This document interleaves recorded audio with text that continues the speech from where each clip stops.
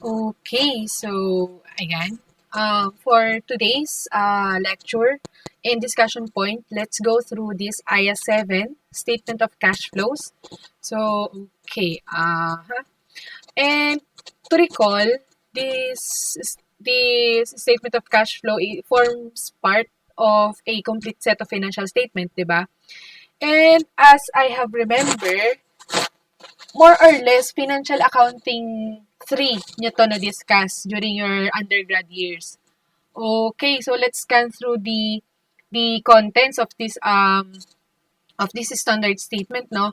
So, first we have to go through the objective again, the benefits of cash flow information, actually the scope also, the scope or kung ano lang yung mga topics na or kung ano lang yung mga items na applicable itong IAS7. And then the definitions, again uulitin ko, for every standard statements na binabasa nyo, kindly familiarize yourselves and revisit yung definition. Kasi there were items na maybe hindi nyo pa na-encounter, pero kung babasahin nyo sana dito, may encounter nyo siya. And sa accounting profession kasi, hindi lang naman sa financial accounting and reporting nyo may encounter yung definition na yun.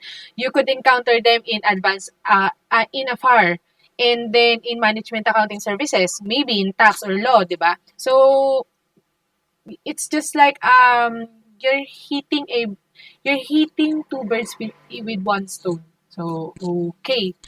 And then presentation of a statement of cash flows. So, yung tatlong section niya, operating, investing, financing. And then, okay, so listed below are the details na. Okay, let's go through this na. It's just an 18 pages standard statement. So, let's scan through this. Okay, let's start here. So, IAS7, objective. Information about the cash flow of an entity is useful in providing users of financial statements with a basis to assess the ability of the entity to generate cash and cash equivalents and the needs of the entity to utilize those cash flows. So, from the title itself, diba, statement of cash flow. So, ang sakop nito and what we're talking about here is the cash flow or the movement of cash in and cash out of the company. Well, this entails also the cash equivalents kasi cash equivalents, 'di ba? By definition it terms and by default, not unless otherwise stated, cash equivalent is considered as cash and current asset. Okay, so 'di ba ito yung mga pag silent yung problem, ano yung treatment? So, well, cash equivalent pag silent ang problem, you should consider it as cash and current asset. So, okay. And then the economic decisions that are taken by the users require an evaluation of the ability of an entity to generate cash and cash equivalents and the timing and certainty of their generation. So, again, if you're an investor, potential investor, or creditor, so statement of cash flow would be a big help for you kasi you could assess whether mag-invest ka ba. Kasi, for example, if ikaw yung tipo na investor na ang focus mo is yung cash flow, which means parang ang goal mo is dapat magkaroon ka ng cash dividends by monthly, quarterly, or annually. So, ito yung isa sa pinakamahalagang part ng financial statement na you want to look into. So, ayan. And then, a preparer, syempre, sa side ng preparer, if alam nila na ganun yung investing appetite nung investor nila, well, at least they have to look into their statement of cash flow to present it fairly, 'di ba? And then, the objective of this standard is to require the provision of information about the historical changes in cash and cash equivalents of an entity by means of a statement of cash flows, which classifies cash flows during the period from operating, investing, and financing activities. So, let's go through all these three section in the statement of cash flow later on. And then, so let's go here. Scope. Ano yung scope ng IAS7? An entity shall prepare a statement of cash flows in accordance with the requirements of this standard. It shall present as an integral part of financial statements for each period for which financial statements are presented. Okay. Kindly read the remaining paragraphs. Okay. And then benefits of cash flow information. Okay. It's important for us to know this kasi 'di ba para at least whenever siguro one tip na lang din, whenever you study the concept, mahalaga na malaman niyo yung bakit nung concept. And mahalaga na malaman niyo kung para saan siya. Kasi, whenever you encounter a question, theoretical man yan or problem, guided ka kasi. That's why, pagka nasa review ka, dapat ang pinapaigting mo talaga dyan is yung foundation mo ng concept, yung foundation mo ng theories. Kasi you have to establish that kind of a strong foundation wherein no matter what kind of theory, no matter what kind of questions or problems na iba to sa'yo ng examiner, kaya mong sagutan. Kahit paikot-ikutin man yan, kahit i-twist man yung problem or yung questions, kaya mo siyang sagutan kasi yung pinaka-concept and yung why nung mga concept is you're familiarized with. So, okay. A statement of cash flows, when used in conjunction with the rest of the financial statements, provide information that enables users to evaluate the changes in a net asset of an entity, financial structure, and its ability to affect amounts timing of cash flow in order to adapt changing circumstances and opportunities. So, ayan, mahalaga din to assess the liquidity and solvency of a company. Cash flow information is useful in assessing the ability of the entity to generate cash and cash equivalents. To develop the models to assess and compare the present value of future cash flow of different entities. Okay, so kindly revisit the remaining paragraphs. And then, okay, as I've mentioned earlier, kindly familiarize yourselves and revisit the definition section so that ma-recall nyo kung ano talaga yung ibig sabihin ng mga definitions na to. So that in the future, when you encounter these terms, automatic na lang siya sa isip nyo kasi palagi nyo siyang nakikita or palagi nyo siyang nababasa. Actually, sa ano naman kasi natin, sa profession natin, it's almost a matter of, well, at some point, malaking factor din yung familiarity. Kasi, pag lagi mo siyang nakikita, lagi mo nababasa, lagi mo na-encounter, once you take the board exam, and nakita niyo yung word, madali na lang eh. Kasi, you don't have to think or to recall pa na ano nga ulit yung ibig sabihin nun. So, di ba? I mean, for example, pagkakita mo cash equivalents, since paulit-ulit na lang na sinabi sa'yo, paulit-ulit mo na lang na binasa, paulit-ulit mo na lang na tinandaan. Cash equivalents by default, pag silent yung problem, cash. So, di ba? I mean, you don't have to think deeply. You don't have to overthink. Yeah, that's the term. So, okay. Cash equivalents are held for the purpose of meeting short-term cash commitment rather than for investment or other purposes. Okay, I think one classic example nito ngayon is yung sa BPI Maxi Saver. Yeah, they have an offer sa mga depositors nila wherein that BPI Maxi Saver you could check out that as I have remember, parang ang ano niya is cash equivalent siya na matuturing talaga. Kasi as I have remember, merong kino-contest dyan before na it should be presented as investment daw. However, hindi siya papasok as investment kasi as per revisiting and as per double checking the definition of BPI Maxi Saver sa website nila, it is good as cash in bank. So, meaning you can still withdraw that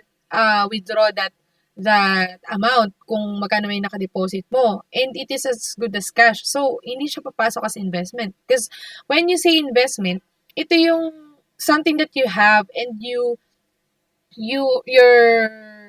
holding for the purposes of a long-term benefit or long-term goal, 'di ba? So parang kaya whenever you classify an item, whether it's cash equivalent or not, kindly revisit the the purpose, okay? Kasi if it's meeting the short-term cash commitment, well, it should be classified as cash equivalent. And then for an investment to qualify as a cash equivalent, it must be readily convertible to a known amount of cash and be subject to an insignificant risk of changes in the value. Therefore, an investment normally qualifies as a cash equivalent only when it has a short maturity of say 3 months or less. Again, let's recall this, no? Etong 3 months rule. So, dito may 3 months rule din yung accounting. Hindi lang sa relationship chuchu.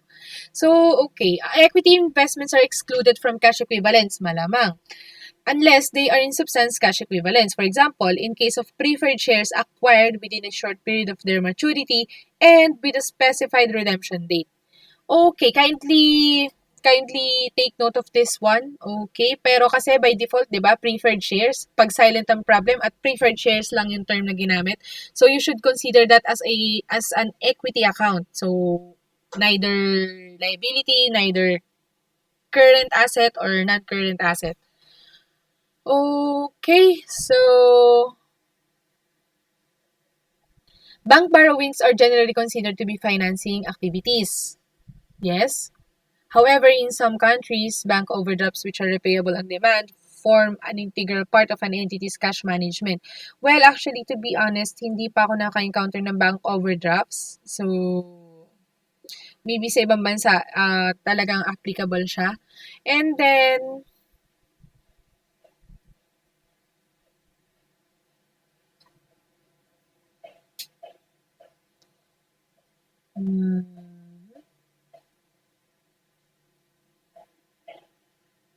okay, cash flows, it excludes movement between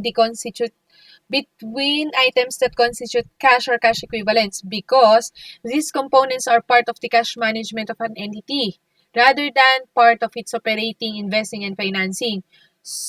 Cash management includes the investment of excess in cash and cash equivalent. Okay, presentation of a statement of cash flows. The statement of cash flows shall report cash flows during the period classified by operating. Okay, wait lang.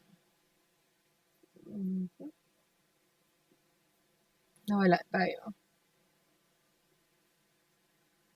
By operating, investing, and financing. Okay, let's go through this. So, operating activities, no? What constitute an operating activities? So, let's go through this. Example of cash flow from operating activities are sale of goods. Operating activities, di ba? Kasi ano bang bumubuhay sa business? Revenue nila. So, kung ano man yung cash na na-generate out of that services, so that should form part as the operating activity of a company na mape-present sa statement of cash flow. And then cash receipts from royalties, fees, commissions, and other revenue. These are also integral part of the revenue operation of the company. Cash payments, syempre hindi lang naman papasok. So as you can see ito, padagdag to, itong letter A and B, and then cash payments, pa-minus naman to suppliers for goods and services. So, syempre, operating activity of a company, you have to earn, di ba? You have to, and for you to be able to earn, kailangan mo ng cost. And that cost could be a cost of sales. So, paano ka magkakaroon ng cost of sales? You need to obtain inventories. So, you have to pay for your suppliers. So, that should form part as the operating activity of a company. And then, cash payment to and on behalf of employees, dapat lang na sa operating activities mapunta yan. Kasi, in the first place, employees are integral part of the operating activity of a company. Without employees, walang company. Kasi, kung wala kang empleyado na magsaserve sa mga clients mo, then, anong sense, di ba? You can't even generate revenue if wala kang employees na magtatrabaho for you. Unless, freelancer ka. Okay, and then cash payments or refunds of income taxes. Okay, dito mapupunta yan. Kindly take note of this. Unless they can be specifically identified with financing, investing activities. Cash receipts and payments from contracts held for dealing and trading purposes. Okay, from the term itself na, andyan na yung trading. So, kindly take note of that. And then, kindly revisit the remaining paragraphs for your reference then. So, let's go through this naman, investing activities, no? So, for investing activities, what constitute investing activities to be presented in statement of cash flow? So, letter A, cash payments to acquire property, plant, and equipment. Coming from the term itself, investing activities, we all know that when you invest, your goal is long term. By default, 'di ba? So, PPE forms part as a non-current aspect or non-current section of a financial position, right? So, kung yung cash payment mo pertains to a PPE, intangible and other long-term asset, well, you have to classify it as an investing activity. And then these payments include those relating to capitalized development costs and self-constructed PPE. Again, related pa rin sa kung ano yung paggagamitan. So always know the purpose or the use of the account or the transaction. Kasi ando na yung sagot eh. Kung alam mo kung ano yung purpose nung pinagbayaran or nung perang natanggap, well, that will answer already. Saan mo siya i-classify? Operating, investing, or financing. And then, for cash receipts from sale of PPE, again, PPE, and then cash payments to acquire equity or debt instrument, okay, so again, equity and debt instrument or other entities and interest in joint venture. Okay, investing, 'di ba? So, ano ba yung two types of investing? You may invest through equity, you may invest through debt, right? So, yan. Cash receipts for sale, okay, same lang din yan. Cash advances and loans made to other parties other than advances and loans made to financial position. Well, at financial institution. So, itong line na to, di ba? Other than advances and loans made by financial institution, makikita mo naman sa line na to, may financial institution involved. Well, in this case, you have to classify it under the financing activity. Okay, pero kung sa other party, kasi as you can see, it's an integral part din naman talaga on your investing activity na magkaroon ng cash advances and loans to other parties. And then cash receipts from the repayment of advances, cash payments for future contracts forward, and then kindly revisit the remaining paragraphs. Okay, for financing activities, what constitute the financing activities? Examples are, so issuing ng shares or equity instruments, okay, and then to owners to acquire or redeem the entity share. Financing activities, as you can see, parang ito na kasi yung nasa parang ito na yung nasa equity side, 'di ba? So, okay, cash repayments of amounts borrowed and cash BLSC for a reduction of and liability. Okay, allow me to recall something kasi I want to share. Wait lang. I think this will work. As I have remember, meron kaming ginawa dati na, for example, asset. Okay, wait lang.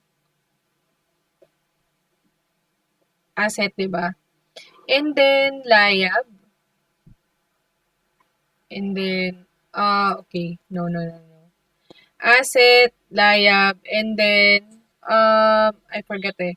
Para kasing meron kaming ginagawa before na technique.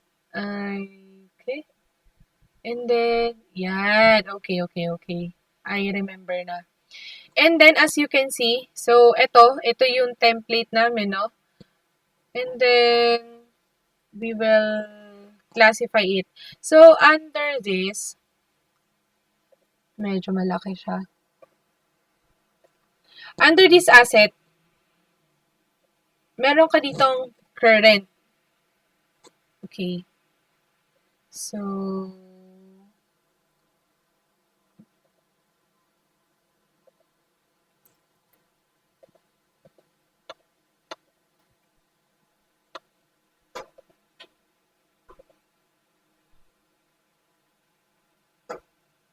okay, meron kang current and non-current sa side na yan, di ba? And then dito, sa liabilities, you have the current and then you have the non-current. And then, pagdating mo dito sa capital, syempre wala kang classification. But, for operating, investing, and financing, so, saan papasok yon? Mhm. Medyo ano lang siya, hindi ko maalala yung pinaka-structure kasi nung ginagawa naming graph before. Pero ganito na siya pwedeng tandaan. Asset, liability, capital, 'di ba? Ito lang naman, 'di ba? Normal naman 'to. Ito dito debit, 'di ba? And then dito credit. And then itong mga current na 'to na nasa asset and sa liability, so you can get that wait lang ah. I will use which one? Ito. Okay. And then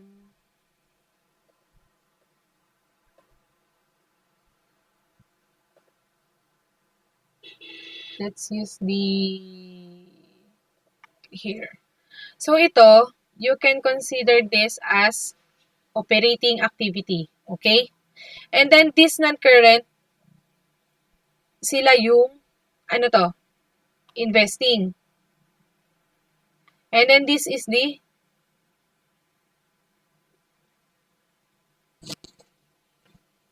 okay, wait. Ito yung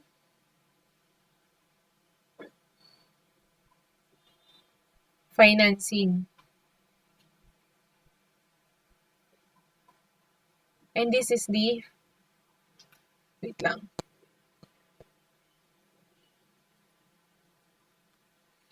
Ano nga ulit yun? Okay, so let me recall it. Mhm. Ito yung investing is for non-current asset. Pero pagka non-current liab and dito sa capital, ito yung financing. Okay, so allow me to explain this. So, as you can see here, yung asset, 'di ba? Current asset and current liab, they should form part of an operating. Kasi any movement from them is relates to the operating activity of a company. For example, receivable. Excuse me. So, pagka halimbawa, yung receivable nag-move or halimbawa nag-increase. So, it is as if, let's just say na nagkaroon siya ng net mas madami siyang na bill kaysa na collect. So ano ba yung pinanggalingan ng revenue niya? Ay, ano ba yung pinanggalingan ng receivable? 'Di ba revenue?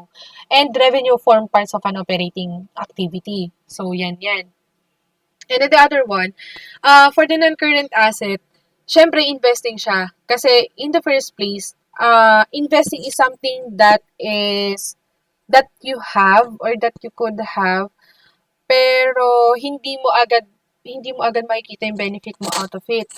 So, ang mangyayari, bibili mo siya or ifa-fund mo siya, pero andyan lang siya sa balance sheet mo, 'di ba? Naka-park muna siya. So, dito siya pumapasok sa non-current asset ng T-account natin. And then, for liability and capital, financing ang papasukan niyan. Bakit? Kasi for your capital, di ba fini-finance mo yung capital mo? Wherein, for example, if you're a corporation, you're asking for your shareholders for an additional investment. O, di ba? So, papasok yan sa financing activities. And then, for the non-current liab, sa financing activities din yan, again, kasi you have to finance your business through non-current liab, wherein much favorable sa'yo. Kasi kung hindi mo agad babayaran, so yung cash flow, mapapaikot mo pa siya, di ba? Okay. And if ever may question kayo regarding that, kindly do so. So feel free to ask. Okay, so let's go. Reporting cash flows from operating activities. So, ayan, only the operating activity section have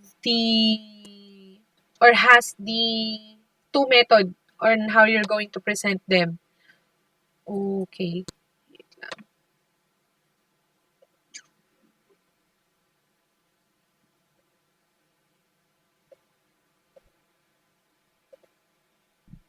Okay, so direct method and indirect method. So for direct method, ito yung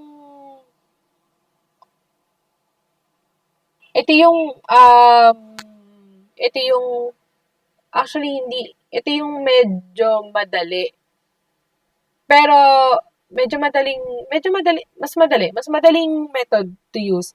Pero as far as I'm concerned, so far, ang madalas ko nakikita indirect method eh. Talagang mas kompleto kasi. As in talagang na-prove niya na talagang na napakita yung naging movement ng cash flow, showing also the movement from profit or loss down to movement ng mga current accounts, current asset, current liab, down to financing and then investing. Kindly familiarize yourselves. And I know na na-discuss naman to sa inyo during Financial Accounting 3. So, kindly revisit that one.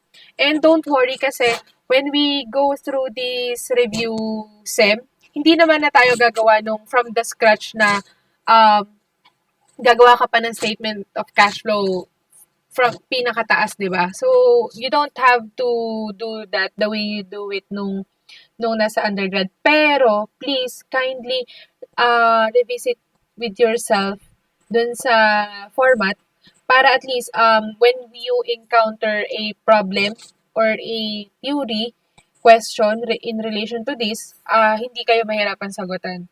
So, kindly revisit the following paragraphs.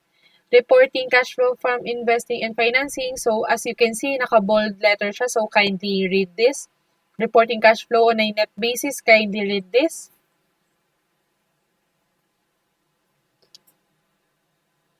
And then, cash flow.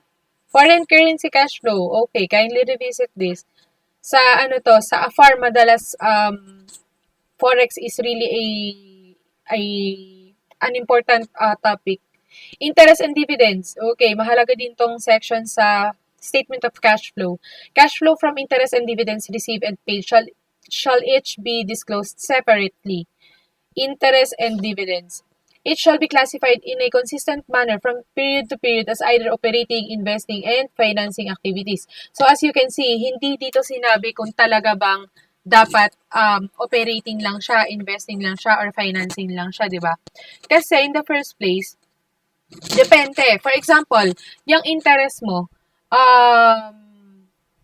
interest, interest paid. Interest paid could be classified, 'di ba? Either interest paid could be classified either operating or financing, 'di ba? Interest paid. So, actually, titingnan mo kasi yung nature ng business and at the same time, yung kung ano ba yung interest na to na binayaran. Pero if the problem is silent, so correct me if I'm wrong, this should form part as the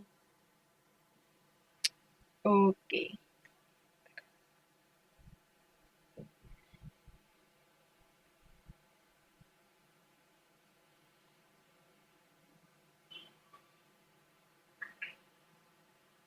Okay, so this should form part as a as the okay. Let me revisit this one because as per practice medyo na-confuse din ako since usually interest paid is being presented in the section of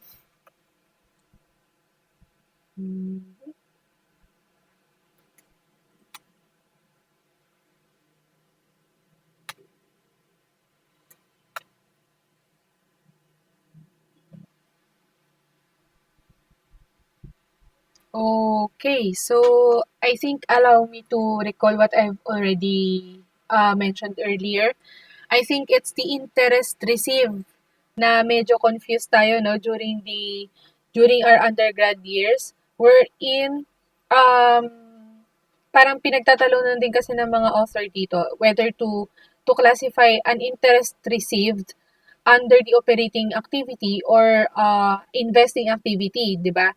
Pero ang naging underlying assumption doon, as I have remembered, is that when the interest received is coming from the bank, well, and that bank is being used in the operation of the company, like yun yung ginagamit nila for payment and then for receiving cash receipts from customers for payment to suppliers, well, that should form part as the operating activity, that interest received.